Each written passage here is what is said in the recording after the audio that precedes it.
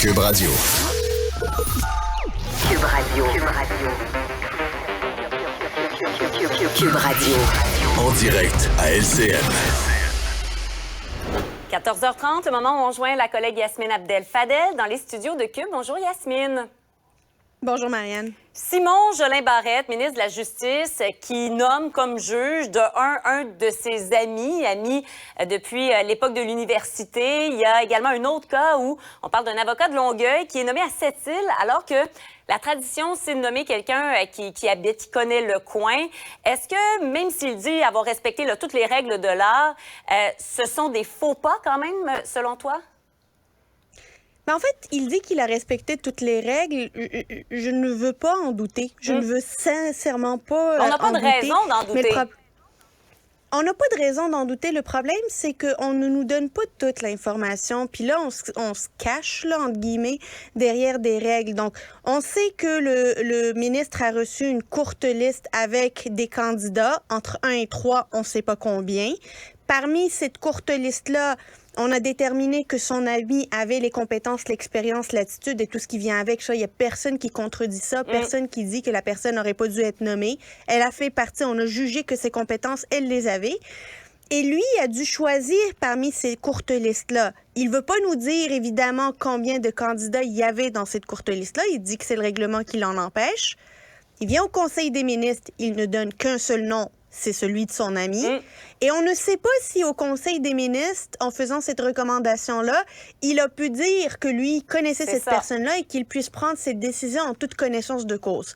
Et là, ça commence à faire trop de moments où il y a de l'information qu'on n'a pas. Donc, on ne sait pas combien de personnes dans la liste.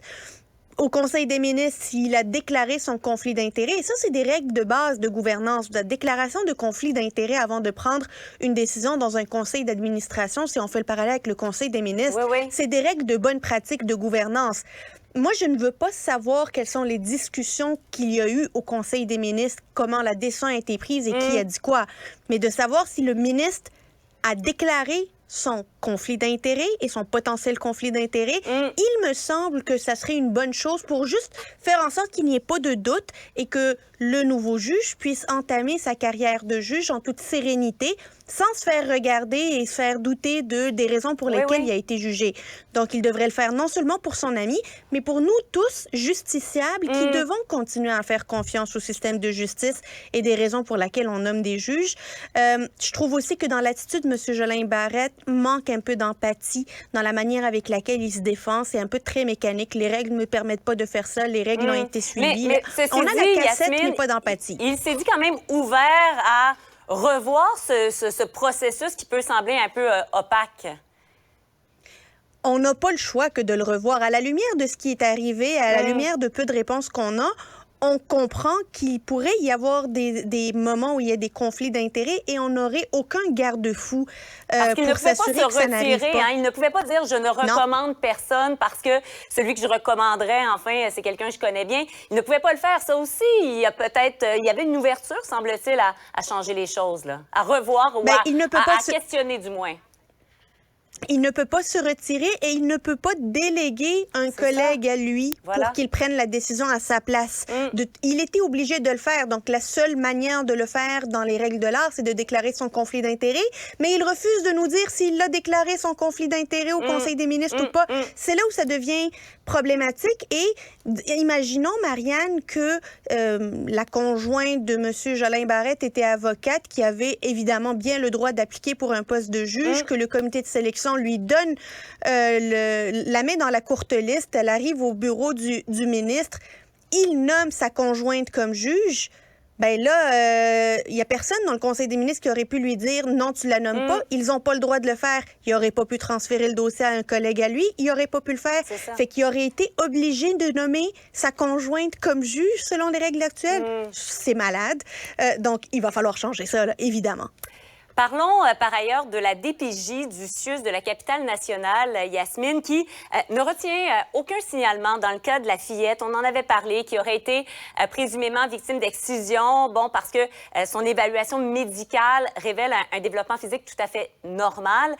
Quelle réflexion cette histoire t'a amené à avoir?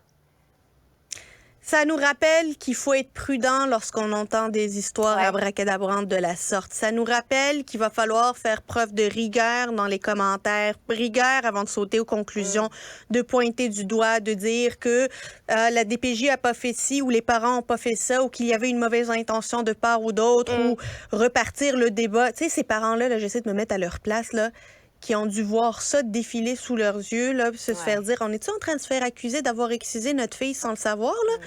On n'a rien fait. Je trouve ça épouvantable. Honnêtement, je trouve ça épouvantable pour ces parents-là qu'ils aient eu à vivre ça alors qu'ils n'avaient visiblement absolument rien à se reprocher. Je pense aussi à ces parents avec qui, en fait, qui voient un lien de confiance avec la garderie de leur enfant complètement brisé. Imaginez, tu sais, se faire accuser d'avoir excisé son enfant sans avoir absolument rien à se reprocher, là, c'est très, très grave, là. C'est extrêmement grave et toute la machine médiatique qui a embarqué là-dedans, il va falloir faire des vérifications avant d'envoyer finalement des parents ou des enfants comme ça, là, sur en pâture devant les médias. Honnêtement, je me sens très mal pour ces parents. Je pense beaucoup à eux et j'espère qu'on a tous compris notre leçon qu'avant d'accuser, il va falloir s'assurer de la justesse de l'information. Merci, Yasmine. Une belle fin de semaine à toi. À toi aussi.